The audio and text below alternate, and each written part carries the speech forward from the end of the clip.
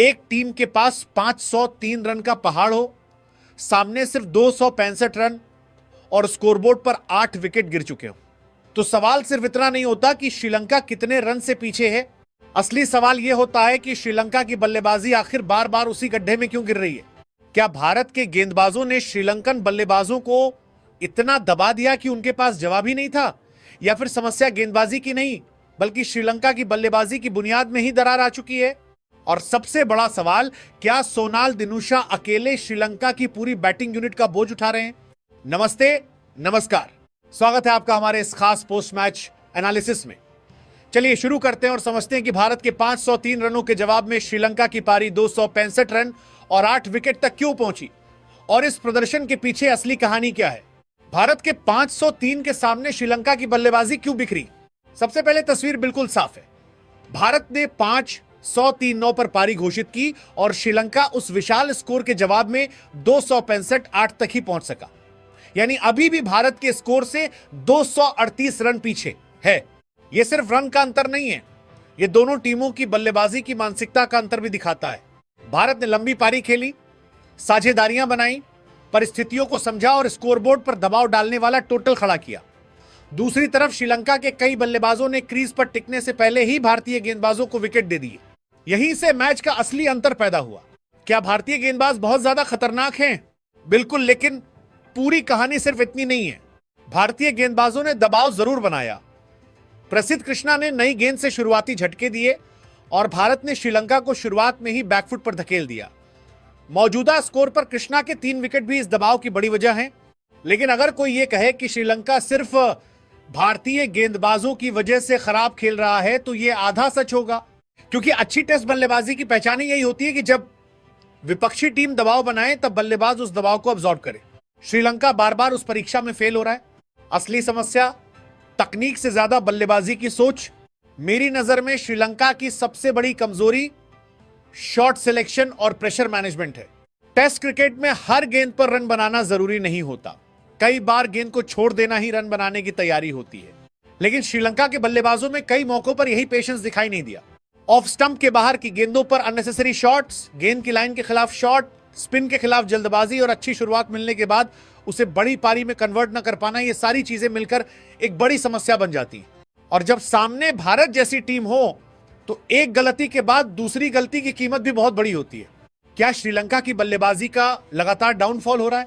इस समय ऐसा कहना गलत नहीं होगा कि श्रीलंका की बल्लेबाजी में स्ट्रक्चरल प्रॉब्लम के संकेत दिखाई दे रहे हैं। पहले टेस्ट में भी श्रीलंका पहली पारी में 284 पर ऑल आउट हुआ था और दूसरी पारी में 206 रन ही बना सका। भारत ने वो टेस्ट 165 रन से जीता था और उस मैच में एक बहुत दिलचस्प चीज देखने को मिली थी। सोनाल दिनुशा ने 100 रन बनाकर श्रीलंका की पारी को संभाला था। आज भी वही कहानी दोबारा दिखाई दे रही है। यानी सवाल सिर्फ यह नहीं है कि बाकी बल्लेबाज क्यों आउट हुए, सवाल यह है कि क्यों बार बार एक ही खिलाड़ी को श्रीलंका की बल्लेबाजी को बचाने के लिए इतनी बड़ी भूमिका निभानी पड़ रही है। सोनाल दिनुशा श्रीलंका की बैटिंग का अकेला उजाला। अगर श्रीलंका की इस पारी में कोई सकारात्मक कहानी है तो वह सोनाल दिनुशा है। पहले टेस्ट में उन्होंने अपना पहला टेस्ट शतक लगाया था और श्रीलंका को मुश्किल स्थिति से बाहर निकाला था, और दूसरे टेस्ट में भी उन्होंने एक बार फिर सबसे ज्यादा रेजिस्टेंस दिखाया है। उपलब्ध स्कोर के अनुसार दिनुशा 84 रन पर नाबाद थे और श्रीलंका 263-8 तक पहुंच चुका था। यानी 2 टेस्ट मैचों में एक पैटर्न बनता हुआ दिखाई दे रहा है। बाकी बल्लेबाज दबाव में टूट रहे हैं, दिनुशा दबाव में टिक रहे हैं। यही चीज उन्हें बाकी बल्लेबाजों से अलग करती है।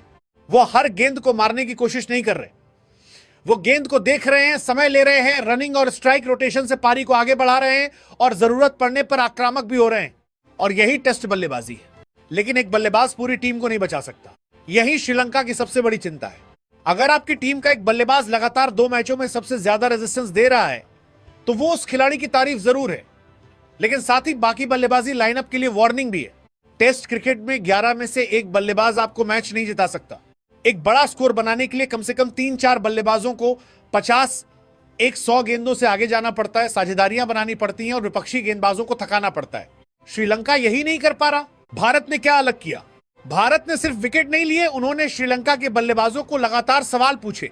नई गेंद से पेस, फिर स्पिन का इस्तेमाल, लाइन और लेंथ में बदलाव और सबसे महत्वपूर्ण बल्लेबाजों को आसान स्कोरिंग अपॉर्चुनिटीज नहीं देना। यानी भारत ने श्रीलंका को फ्री रन्स नहीं दिए। जब बल्लेबाज को हर रन के लिए मेहनत करनी पड़े तब दबाव बढ़ता है, और दबाव बढ़ने के बाद अगर बल्लेबाज की टेक्निक और टेम्परामेंट दोनों मजबूत नहीं हो तो गलती आना तय है। यही भारतीय गेंदबाजों ने श्रीलंका को फंसाया। तो क्या श्रीलंकन बल्लेबाजों को खेलना ही नहीं आता? नहीं, यह कहना बिल्कुल सही नहीं होगा। श्रीलंका के बल्लेबाजों में टैलेंट है। इसका सबसे बड़ा उदाहरण खुद सोनाल दिनुशा है, और पहले टेस्ट में भी श्रीलंका ने दिखाया था कि अगर कोई बल्लेबाज समय लेकर खेले तो भारतीय गेंदबाजी के खिलाफ रन बनाए जा सकते हैं। समस्या एबिलिटी की कमी से ज्यादा कंसिस्टेंसी की है। श्रीलंका के पास ऐसे बल्लेबाज चाहिए जो सिर्फ अच्छे शॉट खेलना जानते हो। ऐसा नहीं, उन्हें यह भी पता होना चाहिए कि कब शॉट नहीं खेलना है। टेस्ट क्रिकेट में यही फर्क होता है। श्रीलंका को अब क्या बदलना होगा?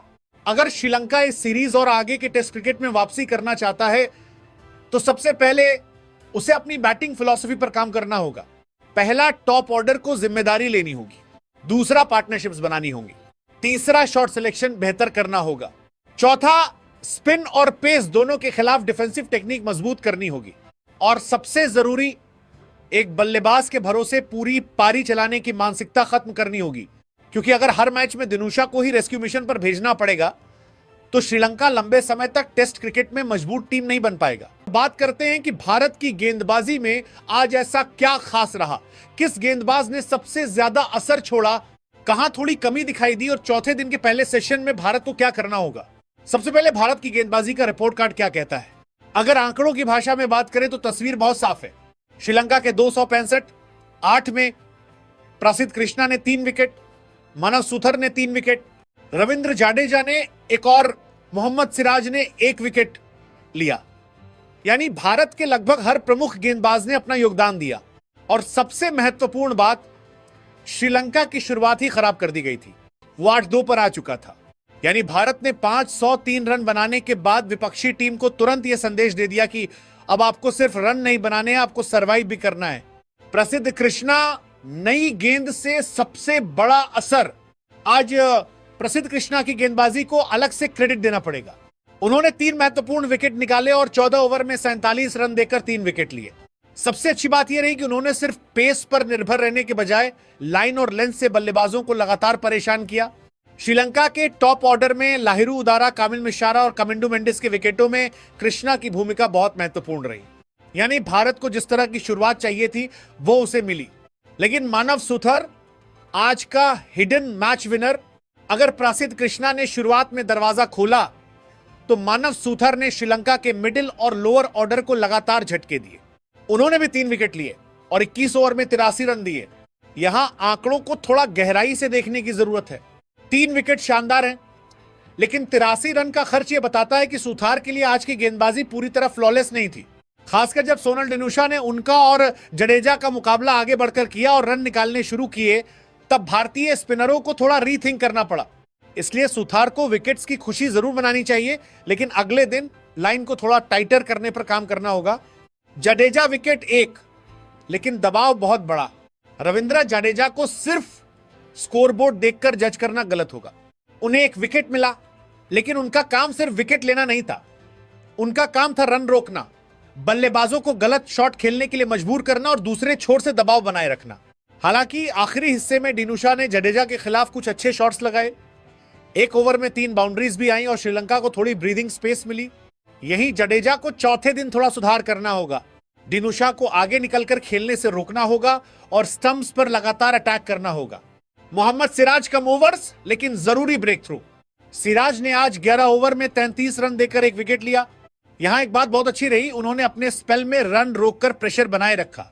निरोशान डिक्वेला का विकेट भी उन्होंने निकाला, जिससे श्रीलंका 173 हो गया।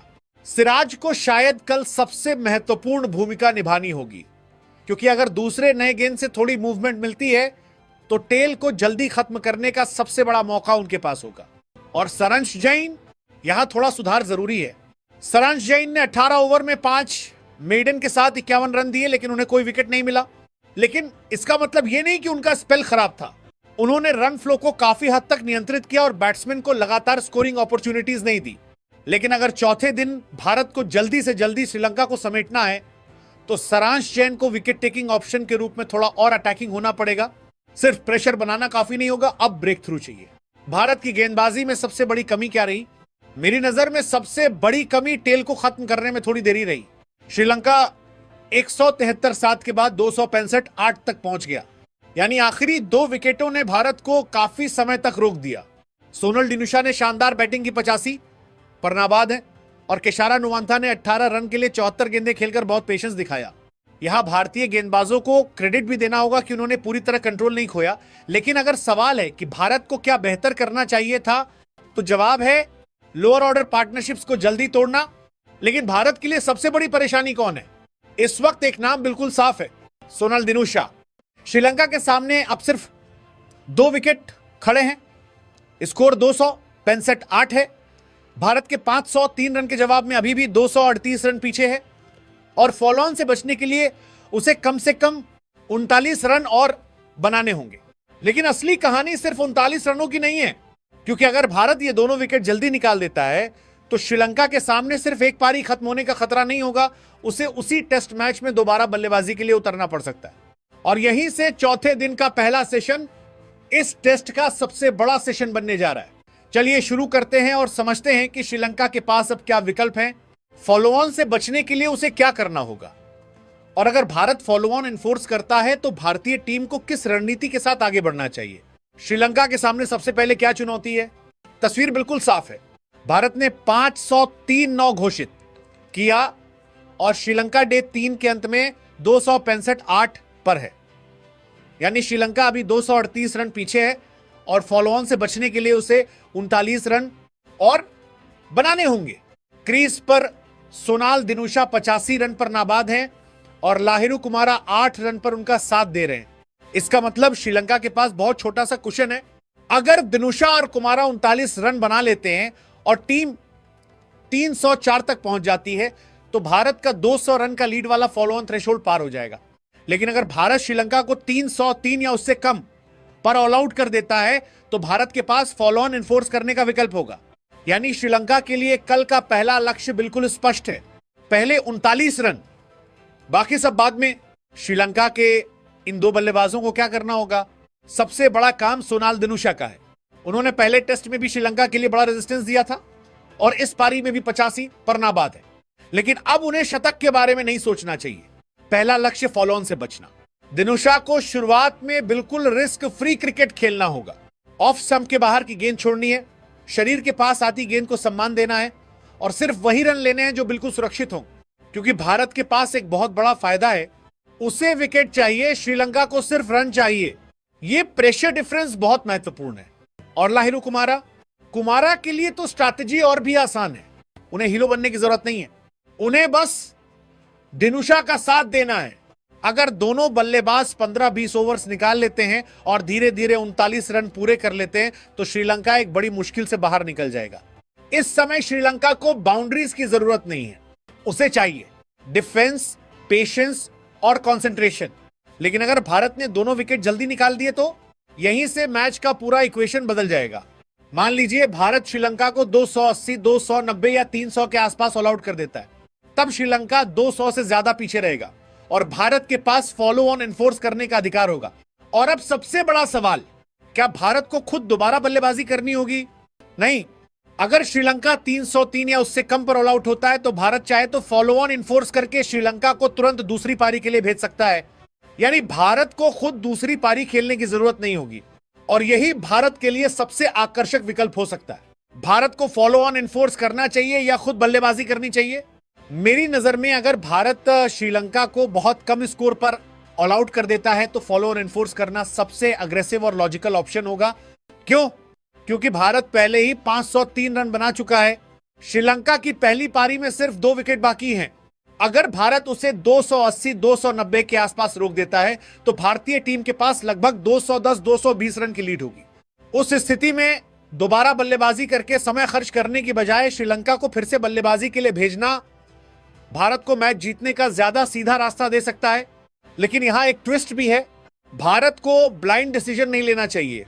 अगर मौसम खराब है, बारिश का खतरा है और मैच में समय कम हो रहा है, तब भारत को सोचना होगा कि कितना समय उपलब्ध है और कितने रन की लीड है, क्योंकि फॉलो ऑन इन्फोर्स करने का मतलब यह है कि भारत श्रीलंका को दूसरी पारी में जल्दी आउट करने की जिम्मेदारी अपने ऊपर ले रहा है। अगर श्रीलंका दूसरी पारी में 350 रन बना देता है तो भारत को आखिर में टारगेट चेस करना पड़ सकता है। इसलिए डिसीजन सिर्फ इस आधार पर नहीं होना चाहिए कि हम 200 से आगे हैं इसलिए फॉलो ऑन करा दो। डिसीजन परिस्थितियों के हिसाब से होना चाहिए। अगर श्रीलंका फॉलो ऑन होता है तो भारतीय गेंदबाजों की रणनीति क्या होगी? यहां भारत को एक बहुत महत्वपूर्ण गलती नहीं करनी चाहिए। श्रीलंका को शुरुआत में ब्रीदिंग स्पेस नहीं देनी है। पहली पारी में भारत ने 8 विकेट निकाल दिए हैं और प्रसिद्ध कृष्णा तथा मानव सुथार ने 3-3 विकेट लिए हैं। इसलिए दूसरी पारी में भारत के पास साइकोलॉजिकल एडवांटेज बहुत बड़ा होगा। श्रीलंका को पता होगा कि एक और खराब शुरुआत और मैच पूरी तरह हाथ से बाहर